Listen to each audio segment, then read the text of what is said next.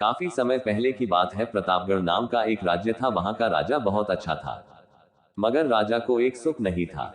वह यह कि उसके कोई भी संतान नहीं थी, और वह चाहता था कि अब वह राज्य के अंदर किसी योग्य बच्चे को गोद ले, ताकि वह उसका उत्तराधिकारी बन सके और आगे की बागडोर को सुचारू रूप से चला सके।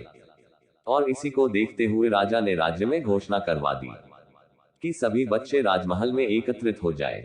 ऐसा ही हुआ। राजा ने सभी बच्चों को पौधे लगाने के लिए भिन्न भिन्न प्रकार के बीज दिए और कहा कि अब हम 6 महीने बाद मिलेंगे और देखेंगे कि किसका पौधा सबसे अच्छा होगा। महीना बीत जाने के बाद भी एक बच्चा ऐसा था जिसके गमले में वह बीज अभी तक नहीं फूटा था, लेकिन वह रोज उसकी देखभाल करता था और रोज पौधे को पानी देता था। देखते ही देखते 3 महीने बीत गए। बच्चा परेशान हो गया। तभी उसकी माँ ने कहा कि बेटा धैर्य रखो, कुछ बीजों को फलने में ज्यादा वक्त लगता है। और वह पौधे को सींचता रहा। 6 महीने हो गए। राजा के पास जाने का समय आ चुका था, लेकिन वह डर हुआ था कि सभी बच्चों के गमलों में तो पौधे होंगे और उसका गमला खाली होगा। लेकिन वह बच्चा ईमानदार था और सारे बच्चे राजमहल में आ चुके थे। कुछ बच्चे जोश से भरे हुए थे, क्योंकि उनके अंदर राज्य का उत्तराधिकारी बनने की प्रबल लालसा थी। अब राजा ने आदेश दिया, सभी बच्चे अपने अपने गमले दिखाने लगे। मगर एक बच्चा सहमा हुआ था क्योंकि उसका गमला खाली था।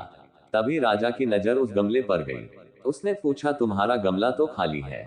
तो उसने कहा, लेकिन मैंने इस गमले की 6 महीने तक देखभाल की है। राजा उसकी ईमानदारी से खुश था कि उसका गमला खाली है, फिर भी वह हिम्मत करके यहाँ आ तो गया।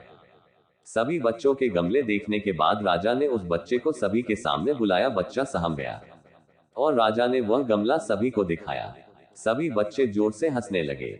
राजा ने कहा, शांत हो जाइए, इतने खुश मत होइए। आप सभी के पास जो पौधे हैं वो सब बंजर है। आप चाहे कितनी भी मेहनत कर ले, उनसे कुछ नहीं निकलेगा।